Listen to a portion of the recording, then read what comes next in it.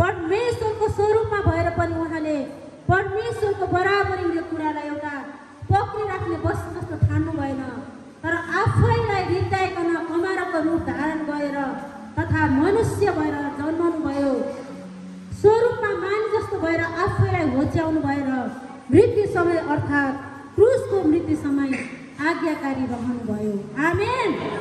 अनि यो समय चाहिँ तपाईहरुलाई म यो भन्न चाहन्छु, हामी चाहिँ परमेश्वरको आराधना गर्नु भनेको चाहिँ पापबाट मात्र अलग हुँदैन, तर परमेश्वरसँग पूर्ण सहमति भएर जब हामी उहाँलाई हृदयदेखि खोज्छौँ नि, त्यो खोजेको व्यक्तिले चाहिँ परमेश्वरलाई भेटाउँछ नै भेटाउँछ। आमेन।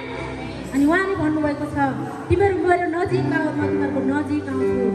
तिमीहरूले मलाई खोज, अनि तिमीहरूले खोजेर चाहिँ मलाई भेटाउनेछौ। आमेन। अनि परमेश्वरको जीवित उपस्थिति यो ठाउँमा छ। अनि त्यस कारणले गर्दाखेरि हामी एकदमै आत्मसंयमी हुनेछौँ, अनुशासित हुनेछौँ।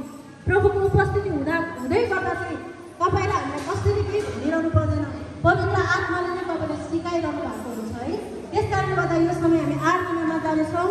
अनि परमेश्वरको आराधनाको लागि चाहिँ हाम्रो आराधक झुन्डहरूलाई यो समय दिनेछु।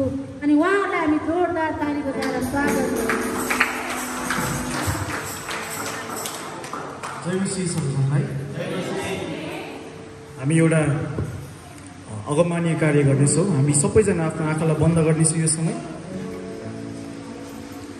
अनि विचार गर्नुहोस्, त्यो दृश्यलाई तपाईँले कल्पना गर्नुहोस् जुन बेलामा यीशु ख्रीष्ट आफ्नो चेलाहरूसँग बेथानियाको गाउँमा हुनुहुन्थ्यो। त्यो दृश्यलाई विचार गर्नुहोस्। अनि चेलाहरूले हेर्दा हेर्दै, बाइबलले भन्छ हेर्दा हेर्दै चेलाहरूको नजरबाट उहाँ स्वर्गतिर माथि उचालेर लगिनुभयो। र हामी यति बेलामा एउटा कार्य गर्न गइरहेका छौँ। हामी सबैजना